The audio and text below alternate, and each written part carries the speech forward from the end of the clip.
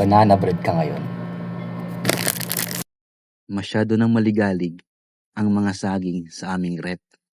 Ayan tuloy, naisipan kong gawin silang banana bread. Matagal ko na ding cravings ang banana bread na may cream cheese na toppings. Hindi ako baker, pero mahilig ako sa mga wrapper. Pwede ko rin itong gawing saging na binalutan ng lumpia wrapper. Pero sayang kasi mga imported ingredients ko dito. Bagong deliver pa naman. Tulad ng gatas, galing Germany, asukal, galing India factory. Kaya sigurado ka, lahat ng sangkap, quality. Itlog ng ostrich, galing Turkey. Pagkaamoy ko, fresh. Isang patak ng tuyuin kong kapitbahay. Asin, galing sa pinatuyong pawis ng crush ko, pangtanggal umay. Mantika, galing sa taba ng Arabo. Kaya itong banana bread ko, panalo. Pag tinikman mo, parang inikot mo ang buong mundo. Hindi ko kayo niloloko. Kaya ngayon pa lang, nagpapasalamat na ako. Dahil pinapanood nyo ang mga vlog ko. Gusto ko lang naman ang mapasaya kayo.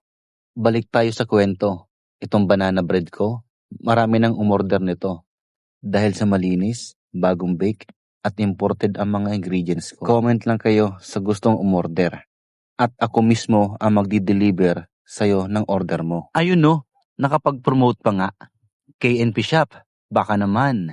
Hindi lang banana bread ang kayang gawin, kaya din gumawa ng customized cake na gusto mo. Nauubusan na ako ng sasabihin.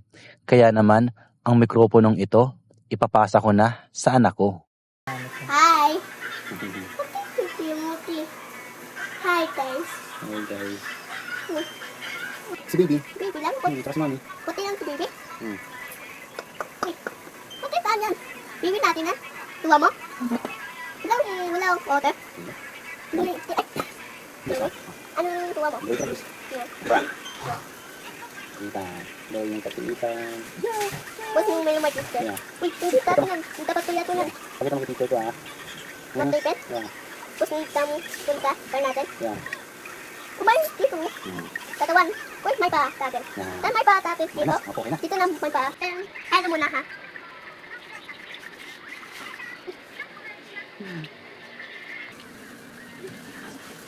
Gusto toast natin. Ito yung dalawa. Isang bitaw ni. Oh, buti ito. Bawang chicken ito.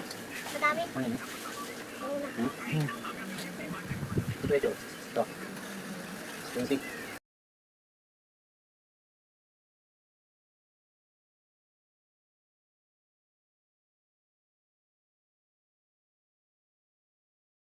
Masarap tan?